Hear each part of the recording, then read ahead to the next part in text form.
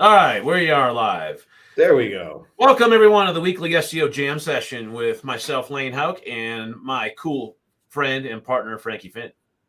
Guys, we're just putting together good shit for you guys. I had one of those weird days. I don't know if you guys had this. My toddler is like weaning off the boob.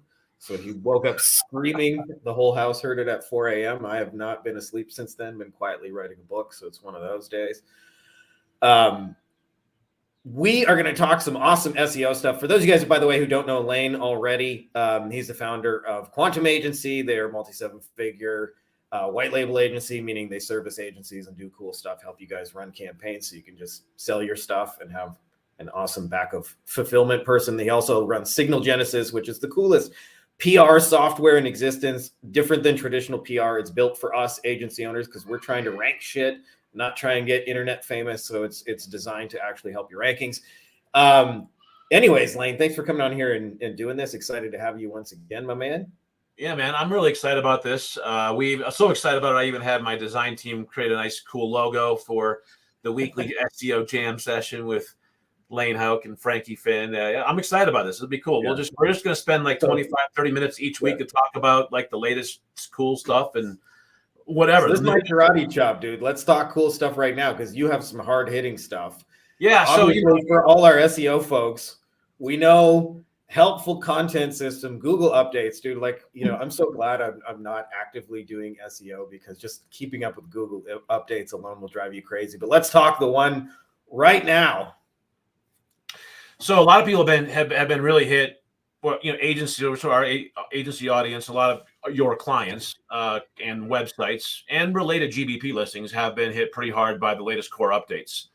The March core update being the latest one, and a number of agencies have, you see the threads on Facebook, and our agency partners, asking what can we do to help our client recover, because rankings and traffic have kind of gone like that pretty significantly since early to mid March. And that to that point, there's been previous core updates that have all been related around the helpful content system. And I think, there's still a lot of agencies and SEOs really don't understand exactly what is this HCS, this helpful content system, and how does it affect, or how is it affecting, my clients' rankings and their traffic. And so, I've been working on a guide on this, and I'm just going to read a quick little snippet of it because it'll just kind of help I think, encapsulate and summarize what the helpful content system is doing. So it's a system that's running within several different components of the algorithm. All right. And you have EAT also woven in between and in and around the helpful content system. So you have the concept and the principles of EAT, which is a whole different topic that we can talk about in a different, session. But the helpful content system, basically, here's a little snippet. Here's what it says. Google's role in web indexing, ranking, and serving pages extends beyond the individual pages of the site to encompass the broader topical coherence of the entire site.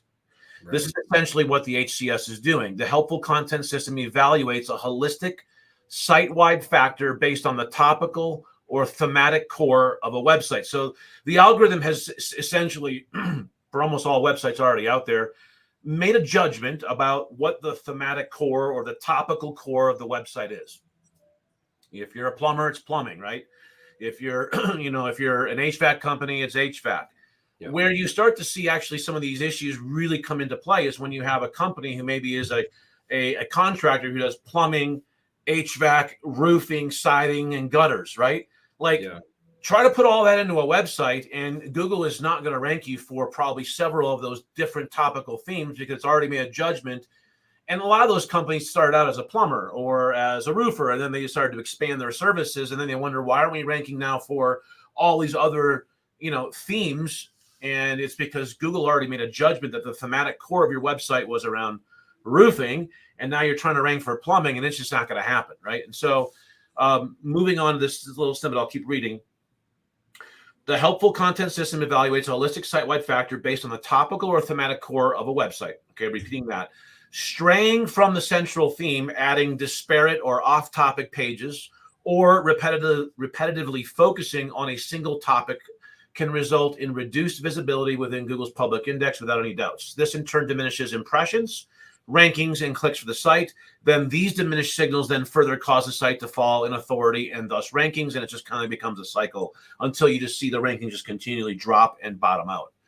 So what's really important for agencies and SEOs to understand is that the helpful content system is doing basically a site-wide judgment about the thematic core of a website, and that's based on a page-by-page evaluation, but then it makes it an entire site-wide judgment, and anything that is deemed to then be outside of that thematic core is deemed to be unhelpful to users. And so, and then you can get into other things like, AI content. A lot of people have been this argument about, well, is AI content right, wrong? Is Google going to penalize it? Is not penalize it? Does it reward it? Not reward it? The bottom line is it's not really making an evaluation on AI content per se. It's really making a judgment on, is this content actually helpful? In other words, have we seen this content somewhere else before? And so if you're using AI like ChatGPT or Claude or any of the other LLMs, large language models, to generate your content for your clients, you have to understand that content has already been seen before. That's why it's in the LLM, right? It's come from somewhere else. And so you're running a high risk of using AI or purely AI and not using a human and a human process to really massage that content, nurture that content, and really make it original, because originality is definitely one of the components of the HCS. And so there's 4 major components of the helpful content system. Number 1, relevance. Number 2, expertise. This is where EAT comes in. Number 3, user experience. And number 4, originality. Okay. And so if you're using an LLM like ChatGPT to generate your content, there's a large or a high degree of risk, because your content is largely just going to be probably unhelpful. Not that it's AI, it's just that content already exists somewhere else, and all you're doing is kind of regurgitating it in a new way, but it's not actually original. And that's originality in the HCS. And so you have to really evaluate. So if you've seen a massive decline in your rankings on the site, or the GBP. So, a lot of times I'll get, the question will come from an agency, hey, Lane, can you help me figure out what's going on? My client's GBP rankings have just been like falling and falling and falling. We can't seem to kind of like even get it to stop. It just keeps getting worse every month. And that's that cycle I just talked about that's happening. And they're focused on the GBP listing, when in reality right now, the biggest issue, the root causation, is going to be found typically in the website and all the signals that are coming off of the website. And so the GBP listing is really, the rankings are falling secondary to the fact that the website has been targeted by the HCS because of either a straying from the thematic core, a high use of AI or duplicate content, or a lot of these sites that I've seen are contractor sites that have location pages that are just duplicate location pages for every city they want to rank for. There's really nothing unique or helpful about those. And then the other thing I've seen is, and goes back even before March, of the March core update. This goes back into last year. One of the core updates, and I can't remember which one, but it definitely goes into early last year. It is kind of around the when AI was really becoming popular. I definitely noticed a decrease in effectiveness of content that you could tell was written directly for SEO purposes. And my summation of that, after looking at this over the last year, was that the algorithm, the bot, has gotten, it's better than a human at actually reading content. Obviously, it can read a lot faster. But it is making judgments about content. And if it's obvious that content was written purely for SEO purposes, it's disregarding it. It may not even, it won't even index it. Okay. Again, and this goes into another kind of another little cubby hole of all this is the difference or the between crawling and rendering a page and actually indexing a page. And so a lot of SEOs and agencies think that if I can't see a page in the search index, that primary search index, when I go to Google and search, then it's not indexed. And that means it probably hasn't even been crawled. And that's actually largely false. It could have easily been crawled and rendered, and then Google decided to disregard it or push that page into a supplemental index.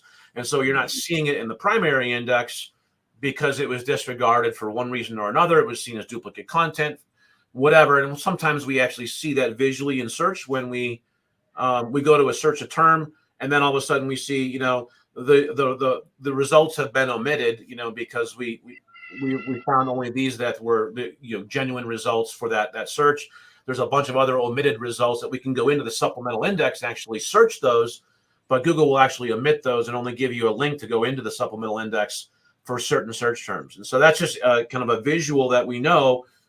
There's many supplemental indices that Google has that don't appear in the primary index, and the helpful content system is actually playing a large role now in all of this. And it's just literally disregarding content that it finds to be unhelpful based on these factors of relevance, expertise, user experience, and originality. All right. That was a big mouthful. What do you want to say about that, Frankie? Well, I mean, like my perspective on it is if you kind of like understand Google's game, it makes sense, right? Like they're trying to keep people on websites so that they can click ads and sponsored shit and, display ads and their search ads, and people keep using the search engine over and over. So like, I look at it like, I've seen, say, general contractors have a website that's basically a glorified business card. It says, Lane Houk, we do blank, blank, and blank. Call now, right? Mm-hmm. And there may be a contractor in their niche who also has 175 Google reviews. They got an optimized GBP. Their website has really solid copy, images. You can get to meet the team. You can read testimonials. They tell you which insurance carriers. They show you before and after pictures of their work. Like probably somebody's going to stay on that website a lot longer because it's actually helpful. And I feel like, I know ever since I've been doing this, 17 years ago, there's this cat and mouse game between SEOs and Google, like where like SEOs figure out some exploit that works, and then Google like comes down and closes the door, and there's a rapid update. And so you see these like massive swings of rankings over the board. Like I've had clients like go from number 1 to like page 20 de-index back to number 1 with the next ranking. Like, you see kind of madness like this if you do this long enough. And overall, like the thing that has endured for 20 years that hasn't changed is exactly what you just described, which is helpful content. Thank you. Yeah. It's evergreen. It's, and I've actually coined it, it's green hat SEO. If you want to do something that's evergreen, it's green hat, it's not white or black hat. It's just then create content for your audience and really focus on their needs and really create content that addresses those needs, those pain points, and that's interesting. Make it, the bot, loves content, pages of content that have not just written content on it. It loves images and videos and do follow people there clicking shit. Yeah. Because the reader will like that, right? I mean, if I'm researching something, I like context. I like to be able to go, oh, there's another authority that has something to say about this topic, and I can click out to it.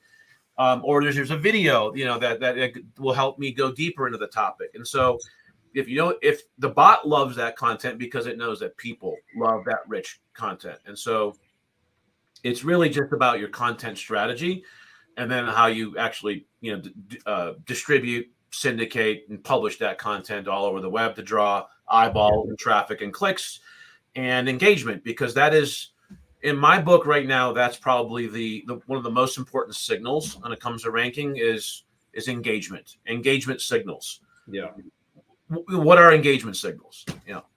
Facebook shares, likes, clicks, dwell time, reviews, that shows engagement on a Google listing, so all the things that, the bot can actually look at and go, this entity is getting real user engagement because of its content or because, of the video, it's all still content, but So it's really, I think it's really important to, we had an actual very specific training session and new SOPs that were introduced to all of our writers last year in February and March. And one big piece of it was you cannot write for SEO. We can't force a keyword into a sentence because we're trying to get 6 keywords into the blog article for this month, right? Like you cannot do that. Like you cannot force SEO. It has to be written for people first. And the bot will actually make a very easy determination when it sees a writer or an SEO putting out content for a client or a client putting out its content for itself, business, where it's easily determined and discerned that it's written for SEO. Yeah, and I think back to there's this kind of cat and mouse game, which is not new, by the way. Like you've been doing this long enough, so have I. I think back to when there was no AI, and you went and you hired a writer on Fiverr and you paid him $5 to write a densely keyword populated article. And there was a period of time where articles like keyword is a topic about keyword. Keyword is blah, blah, blah. That's why keyword is keyword. Headline H2 keyword. And it was just like an article that was keyword stuff. And there was a period of time where that worked and you would rank #1, but Google ultimately realized, well, people don't stay on those websites and we don't make ad revenue if they just leave. I hear a toddler screaming in the background. That's part of the ambiance here at the Fihn house. So I just say that because it kind of makes sense. What you're saying is the key really underlying metric is, are people actually staying and engaging with that content? And if you think about actually making it helpful enough that people want to stay and engage with it, you're always going to win the long-term game. What I really liked actually is you said something that was really, really smart in there that was almost hidden, but I think it was one of the really intelligent things is that you have a process. And for you, obviously, I'm sure there's AI assisted, but you guys have an internal process for how to create great content, which I think is an important thing, right? It's not you're doing it onesie, twosie. You have to have a systematic way. This was one of the things I had to crack, by the way, 20 years ago in the plastic surgery space is we wrote more articles than everybody else about plastic surgery. It was how do I keep making this same old thing interesting every time I write about breast implants for the 12,000th time? And you had to have a process to really come up with magazine quality worthy stuff at best. Sure. You can do it at scale. Yeah. So we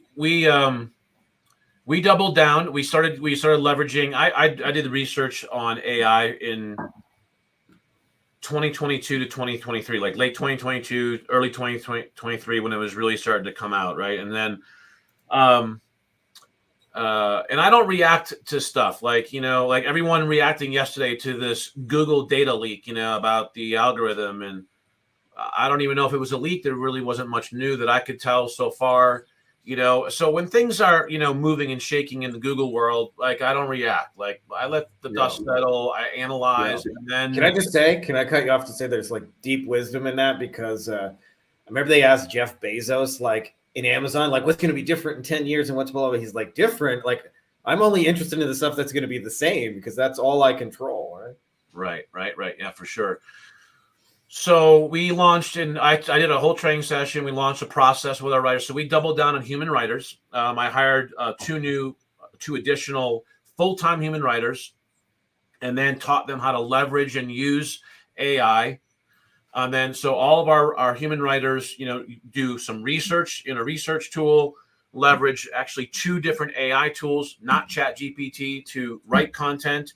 And then they have a process to edit that content to make sure that it's truly customized, truly original, and, really optimized and helpful. And then it goes to our quality assurance manager who reviews every single piece of content every month as well. So he's at the point where he's almost maxed out, but Greg does an amazing job doing quality assurance, and then he runs it through 2 different AI content detection tools to make sure that our human writer process was actually successful, because we're looking at about 10 to 15%, potential AI and 85%, likely human content, right? And so we get into a whole different category here of a conversation, but I think the AI detection industry is a quasi scam.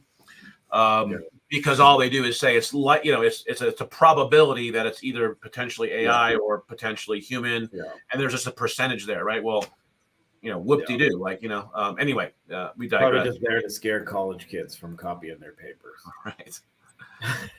Anyways, Lane Train, we're coming up on time because I got to jump for our Wolfpack mastermind call, but this was awesome. I think we should do a little deeper dive in the near future on the updates, because the updates are killer. When you're doing SEO, there's nothing I can tell you more disheartening than you're killing it. Your clients are ranking. You think you're on top of the world, and you get that phone call like, "Hey, what happened? Where'd all our calls go? What dried up?" And you find out through the grapevine there's a Google update, and then you're panicking to check everybody's rankings, and you realize, holy shit, 10 of them are down. What the fuck just happened? Yeah, and that's happening right now. That has been happening for about a month and a half now. So 2 months. I'd say that's been happening for 20 years, but